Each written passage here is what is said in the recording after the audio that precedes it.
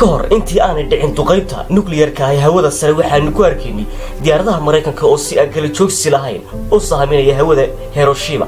waqtigaasna xukuumadda Japan fircilin degdega kama ay bixin diyaaradihii Amerikaanka ahaa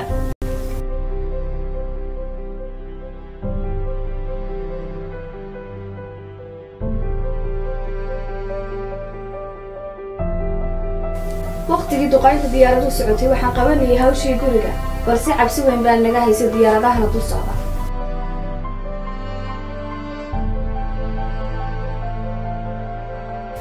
35 daqiiqo kadib ciidamada cirka ee dalka Mareykanka waxa ay bilaabeen in ay soo ridaan madaxyadii nuclear-ka ee ugu horeeyay askari kastana waa mid rajo fiican ka qaba khasaaraha nuclear-kiisu u geysan karo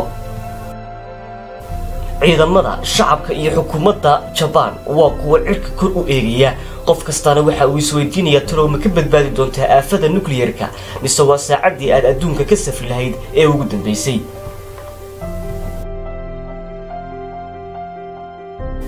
45 sakan ayaa ka hadhay waqtigii uu madaxa nuclear-ku gaari lahaa dhulka 13 ilbidhaqsi ayaa ka dhiman qaybta radalka fudud hagaysaana waxa ay markiiba active gareynaysaa qaybta uranium-ta si hydrogen-tu ay u qarxi karto qof kastana waa mid markhaati ka ah waxa dhacaya rajadooduna waa dhimasho ama nolol ka liidata dhimashada